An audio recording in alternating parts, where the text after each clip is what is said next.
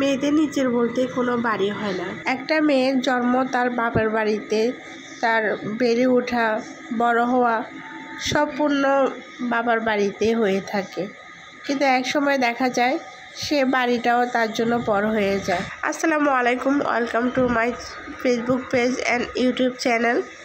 কাছে এবং দূরের দেশ ও দেশের বাইরে যেখান থেকে আমার ভিডিওটি দেখছেন সবাইকে আমার অনেক অনেক ভালোবাসা এবং অভিনন্দন। কেমন আছেন সবাই? অবশ্যই কমেন্ট করে জানাবেন। আমিও আলহামদুলিল্লাহ আপনাদের দোয়ায় এবং ভালোবাসা আছি ভালো, আলহামদুলিল্লাহ। তো আমার ভিডিওটি যারা দেখছেন এখনও পর্যন্ত সাবস্ক্রাইব বা ফলো দিয়ে দেননি, সবাইকার কাছে রিকোয়েস্ট আমার চ্যানেলটা অবশ্যই ফলো দিয়ে যাবেন এবং ইউটিউব চ্যানেল থেকে যারা দেখছেন অবশ্যই সাবস্ক্রাইব করে দেবেন। আসলে সত্যি কথাগুলো শুনলে তিতা লাগলো, এটা বাস্তব। আমাদের মেয়েদের নিজেদের বলতে কোনো বাড়ি হয় না। সে ছোটোবেলা থেকে বাপের বাড়িতে জেনে আসি বাপের বাড়িতে এটা নিজের বাড়ি। পরে এক সময় দেখা যায় যখন বিয়ে হয়ে যায় না, তখন সে বাড়িটাও আমাদের জন্য আর থাকে না। আর বিয়ের পর যখন বাপের বাড়িতে বেড়াতে যাই তখন অতিথি গিয়ে কয়েকদিনের জন্য যাই, পরে আবার চলে আসতে হয়। মেহমানের মতো যাই, আবার মেহমানের মতো হয়ে আবার শ্বশুরবাড়িতে চলে আসতে হয়। আবার দেখা যায় কি শ্বশুর বাড়িটাও আমাদের আপনই না। দেখা যায় শ্বশুর শাশুড়ি যদি ভালো হয় না, জীবনটা অনেক শান্তি। আর শ্বশুর শাশুড়ি খারাপ হলে তো জীবনটা আরও মাটি, আরও খারাপ। আর দেখা যায় আর স্বামী যদি ভালো হয় তাহলে তো আলহামদুলিল্লাহ, তাও মোটামুটি মানিয়ে নেওয়া যায়। কারণ একটা মেয়ে তার বাপের বাড়িতে সব কিছু পায়, আদর, মমতা, ভালোবাসা, সব কিছুই। সামাজিক নিয়ম নীতির কারণে, ধর্মীয় কারণে একটা মেয়েকে অবশ্যই পরের ঘরে দিতে হয়।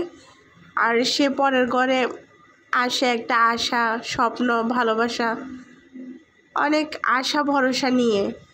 যদি সে জিনিসটাও, তার আশা ভরসার জায়গাটাও যদি একসময় অসহায় পড়ে, তাহলে সে মেয়ের জীবন তো অবশ্যই শেষ। অধিকাংশ মেয়ের জীবনটাই এমন। আবার দেখা যায় যখন সন্তান হয়ে যায়, সন্তান বড় হয়ে যায়, তখন বিয়ে শাদী হয়ে যায়, তখন দেখা যায় ওইটাও আর তার মায়ের বাড়ি বা ওইভাবে সম্বোধন করা যায় না। এজন্যই বলা যায় মেয়েদের আপন বলতে কোনো ঠিকানা নাই, এবং কি মেয়েদের আপন বলতে কোনো বাড়িও নাই। আপনি দেখবেন একটা মেয়ের যখন পারিবারিক অশান্তি কিংবা সংসারে ঝামেলা থাকে, তখন তার যাওয়ার মতো কোনো জায়গাই থাকে না। বাপের বাড়ি গেলে কিছুদিন থাকলে তাদের রূপগুলো বের হয়ে যায়, বিভিন্ন অত্যাচার অনাচার সব কিছু সহ্য হয়। তাহলে বুঝেন মেয়েদের নিজের বলতে কোথায় তার বাড়ি, কোথায় কি, কোনো কিছুই তো নেই।